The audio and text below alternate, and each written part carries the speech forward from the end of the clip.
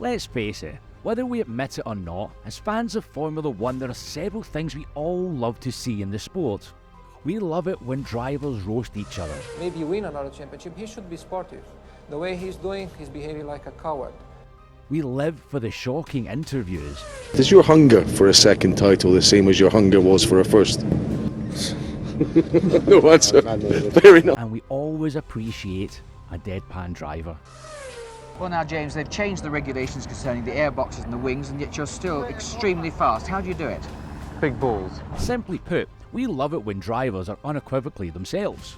However, the FIA has put an end to the drivers' freedom of speech, or at least they're trying to. Drivers have been persecuted for being who they are. That's a big mistake. If we continue on the trajectory, at the very least, F1 will lose its soul, and we've all come to love. Fans may abandon Formula 1 and drivers might even leave the sport. F1 as we know it could die.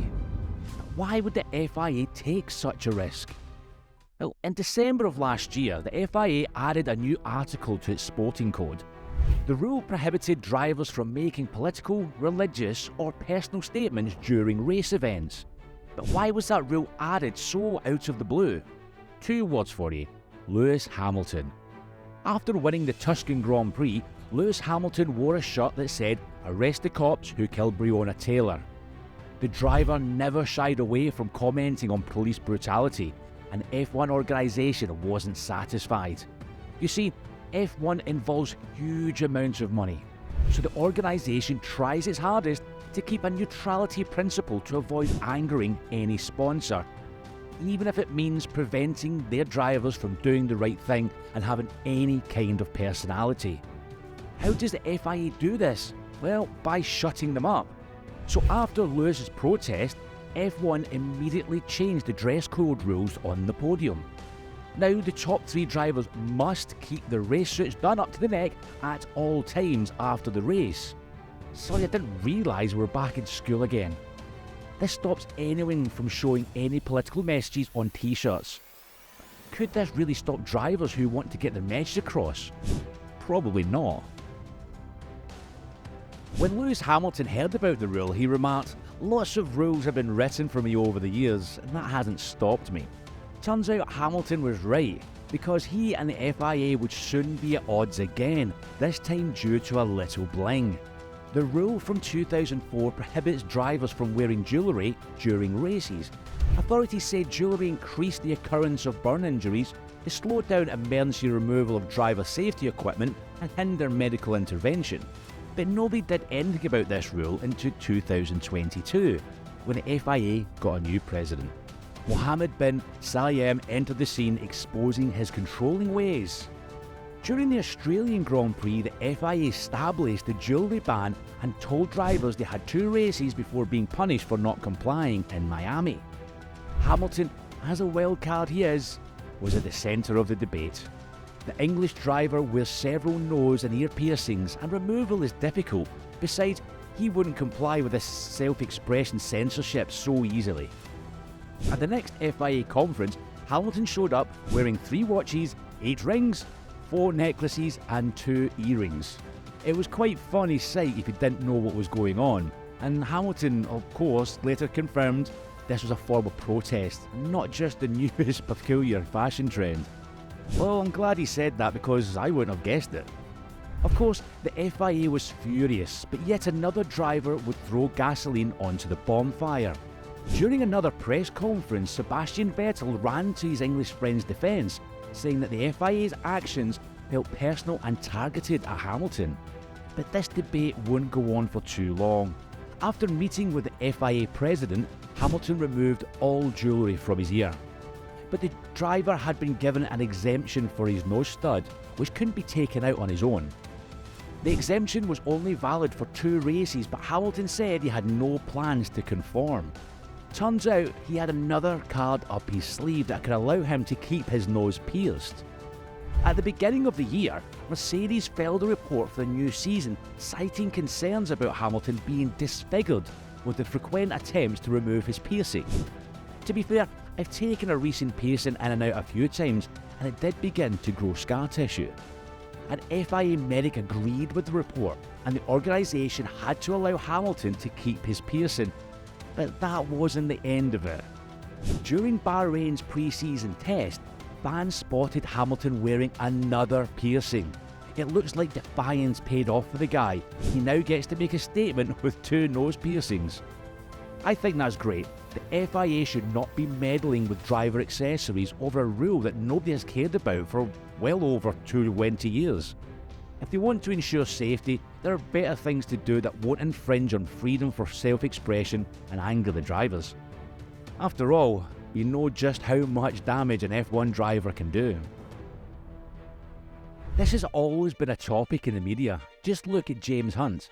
The guy was known for taking an insane amount of drugs, hooking up with numerous women, and fighting other drivers. He was savage, and that's exactly what got him famous enough to have a biographical movie starring Chris Hemsworth. In 1975's Monaco Grand Prix, Hunt gave F1 one of the biggest FUs of all time. A coming together with Patrick Depailler towards the end of the race left Hunt stranded in the barrier. Hunt wanted to show his anger to the driver, so he refused to leave the side of his car until the Frenchman's next lap. The marshals tried to remove Hunt, but he fought them off. Seeing it would be no use, the marshals left Hunt be. When Depailler came by, Hunt shook his fist in defiance and went away. Knowing how fast F1 drivers are, Depailler most likely didn't even see Hunt's protest, but it marked F1 history and a show of Hunt's furious personality. Then there's Ayrton Senna.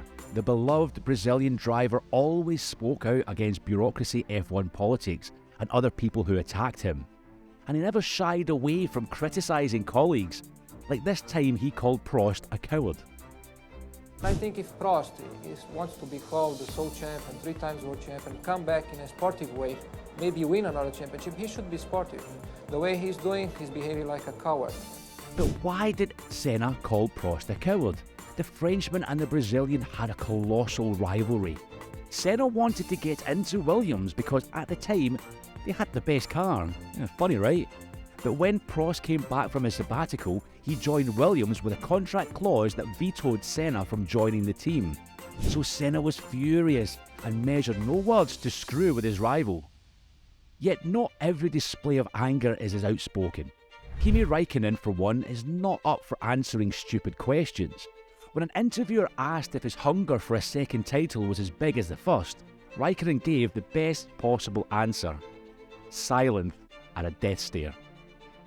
Given that drivers are obligated to conduct interviews and Räikkönen is far from talkative, it's as much fury as he's ever shown. Yet Räikkönen's deadpan silence is what draws fans to him, just like Senna's courage and Hunt's erratic behaviour. So why does FIA want to blunten all of this? Things that inject so much character into the sport. What do they have to gain? In my opinion, nothing. And besides, an exaggerated preoccupation with sponsors' opinions and Mohammed bin Sulayem's need to control everything, there's not much reasoning for limiting drivers' self-expression. Especially with how challenging managing drivers' personalities is. At the end of the day, they'll do whatever they want. If you're a 7-time world champion like Lewis Hamilton, who will kick you out of the sport? Right, here's the truth. Formula One needs to be more open to embracing the unique personalities and styles of its drivers rather than trying to impose a corporate image of the sport. History already showed that limiting drivers' expressions is a bad move. Until 2017, F1 drivers and teams weren't allowed to post F1 clips on social media. Former chairman Bernie Ecclestone hated social media and claimed F1 didn't need to engage with a younger audience. The image ban was so strict, drivers like Lewis Hamilton were told to remove driving clips they had posted online. Only networks with image deals could broadcast F1 content. But in 2017, Liberty Media took over the sport, and Bernie was removed from his post and given an honorary position. Teams readily took advantage of it. Mercedes posted a live with an inside view of Lewis Hamilton driving, and Red Bull posted driving footage with Daniel Ricciardo and Max Verstappen.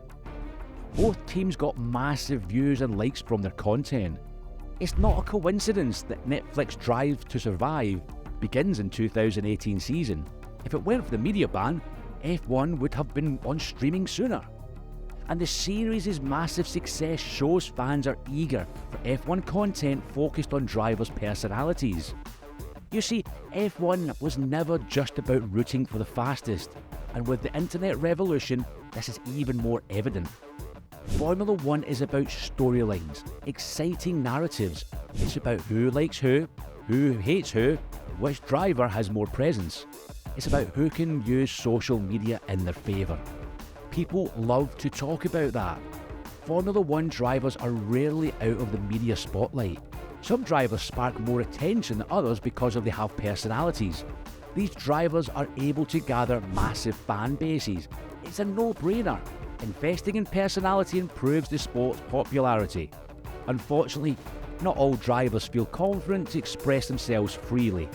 With the amount of money involved in F1, there's too much at stake. So drivers, teams influence their behaviour. They establish guidelines for what they should and shouldn't say, and templates for neutral answers.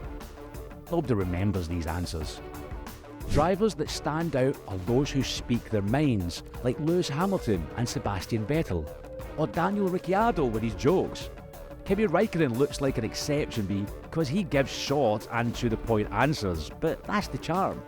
With his blunt and quiet nature, he displays personality. What he doesn't say is as interesting as what others say due to the way he presents himself. At the end of the day, F1 is about what fans want to see. Yes, it's cars and drivers, but it's also passion, rivalry, and personality. It's about connecting to the audience, having a strategy and the grit to win. It's about how you present. What you say and how you say it can attract sponsors and fans to you. If you're smart about it, you can take over the world. When teams and the organisation try to control drivers, they are losing a colossal opportunity to bring more engagement to the sport and get deals with real brands.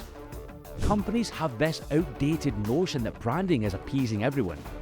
But in today's climate, where people have vast access to information, can see well past selling gimmicks, connecting with real causes, it's the way to build a loyal fan base and spread your products or brands to the world. Bottom line is, social media has allowed drivers to express themselves more freely and build their own personal brands. And this changed the way fans interact with the sport and individual drivers. There's no stopping it. If the FIA doesn't catch on to the trend, well, they'll have a lot to lose.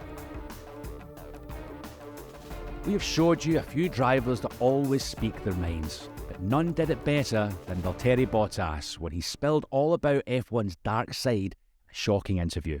Click here to find out more.